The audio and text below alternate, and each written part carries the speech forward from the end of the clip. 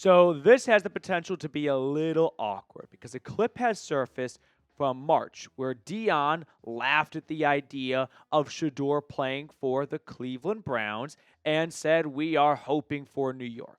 Let me give you the background on this because I think the timeline is very important. So my coworker, Marshall Green, he's a New York sports guy. He covers the Giants channel here at Chat Sports. He tweeted out a quote from Deion Sanders at ProMat 2025. It is a conference for people that work in supply chain.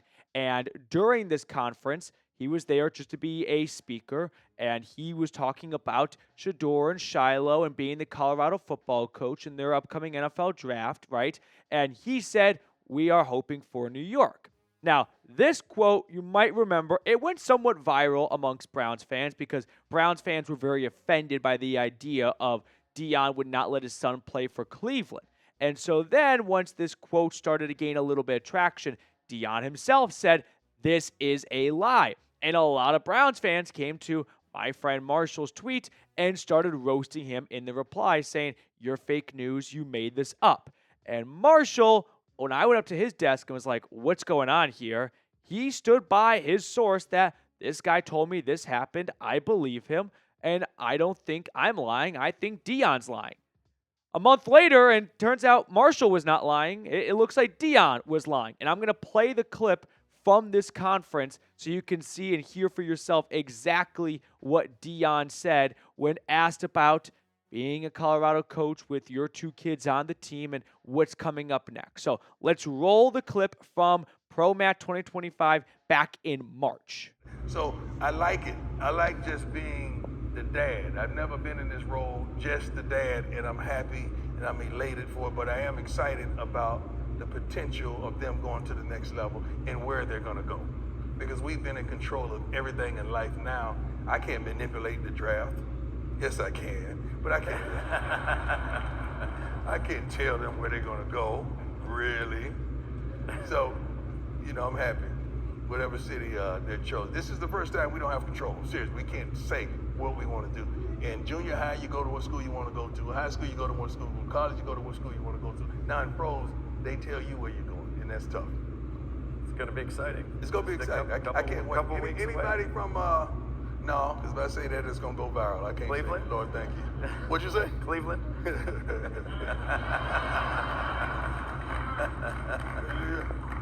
We're praying for the Giants. Yes, we are. Yeah. It's going to be interesting, though.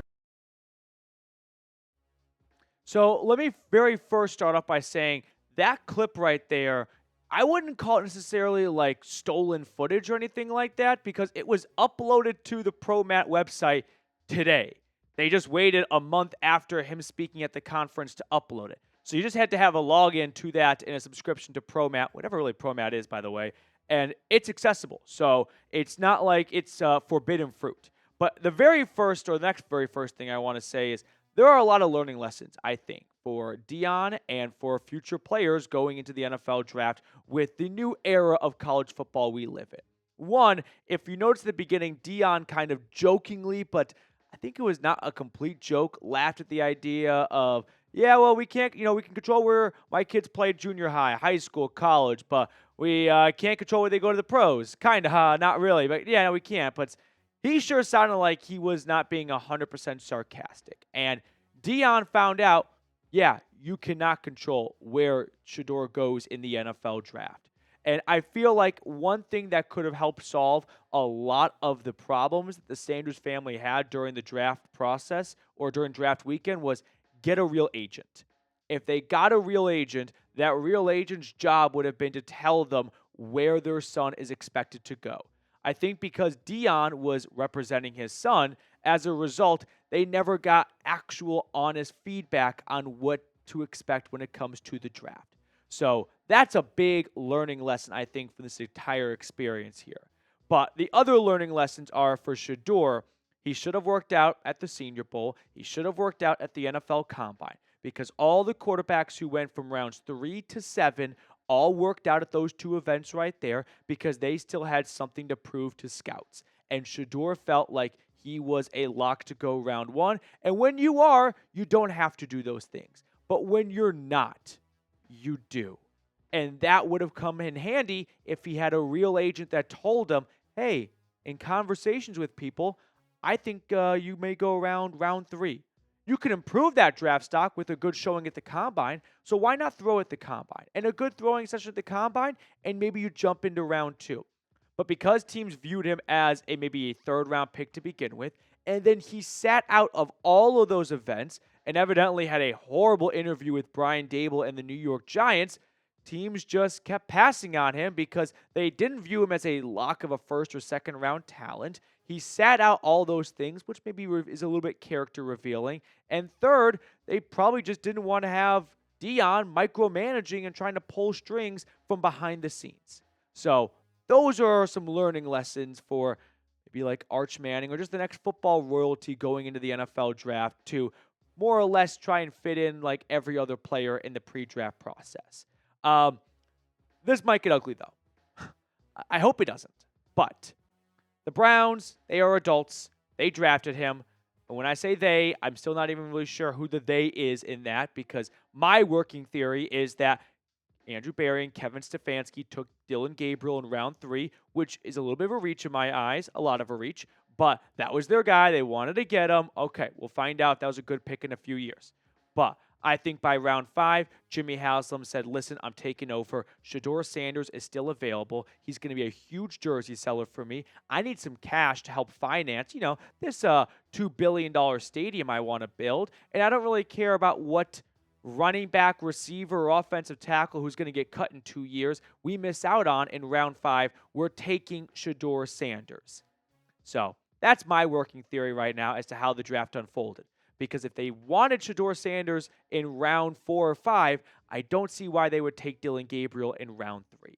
That's a very strange tandem and quarterback combination so close in the NFL draft. It's not common we see teams do this. Happened with RG3 and Kirk Cousins, but that was a round 1 to round 4 split. Now you've got Gabriel and Sanders, a couple of middle-of-the-pack players duking it out when you already had 2 veterans on your roster. They're not taking 4 guys onto this 53-man roster unless they want to be an NFL trendsetter. So someone's going to either be cut or traded, and whoever that someone is, there will have been a sizable investment made into them, at the very least a 5th-round draft pick. And 5th-round draft picks usually make the 53-man roster. So getting back to why I think this could get ugly. The Browns, Andrew Berry, Kevin Stefanski, he's on your roster. I don't know if it's because you wanted him or because Haslam wanted him, but he's there. So there's no sense in being children about this and not putting 100% effort into Shedeur's development and trying to make him the best quarterback he can possibly be. What's done is done. Coach him. That is your job. And I expect them to do that, but sometimes we see coaches have, personalities of their own show through, and there are plenty of war stories of coaches like Brian Flores in Miami, maybe not treating their quarterbacks the best. Then the other side of this that could get ugly is clearly Deion was not gung-ho about Shedeur coming to the Browns. He laughed at the idea and said, we're hoping for New York. Well, you didn't get New York. So no sense in crying over spilled milk now. What's done is done. Are you going to invest in what, right? Like, what's done is done. He is a Cleveland Brown, so go all in.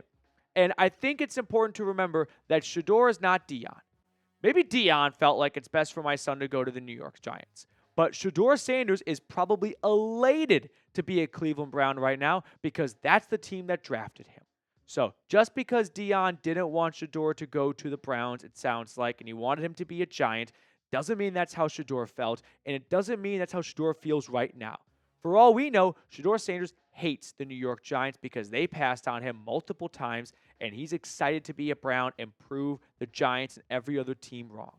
But what we can't let happen is both parties go into this relationship, this consummation, with Shedeur and Deion being upset they didn't get what they initially wanted, and then for the Browns coaching staff to not put 100% effort into developing Shedeur because they aren't the ones that picked him.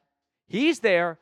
He's valuable. Like, he's got plenty of good qualities to his game to work on and see if you can make him into a starting quarterback.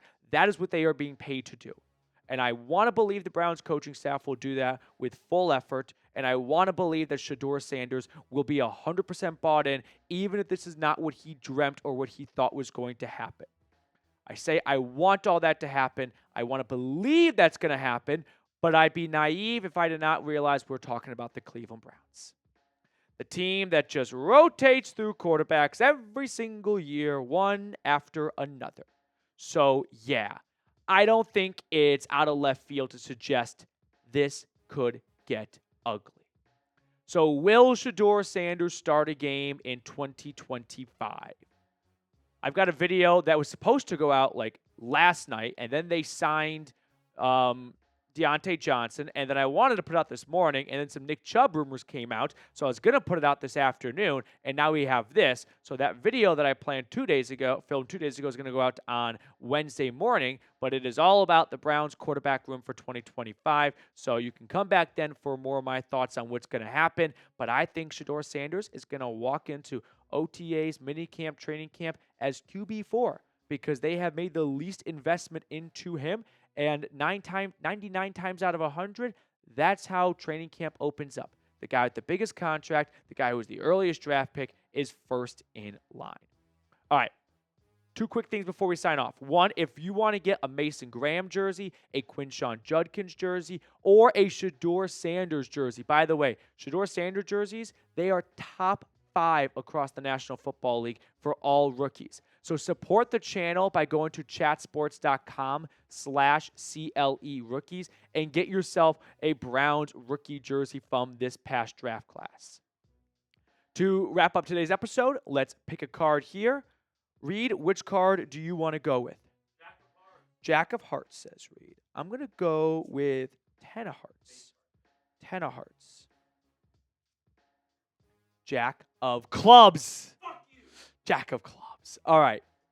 That's going to do it for us on today's episode. Greatly appreciate everyone for tuning in. If you enjoyed it, scroll on down, click that thumbs up button, subscribe, and I'll see everyone next time with more on the Cleveland Browns.